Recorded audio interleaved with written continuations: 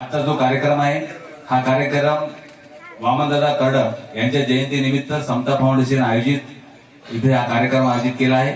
समता फाउंडेशनला आज जवळपास 3 वर्षे संपन्न झालेत।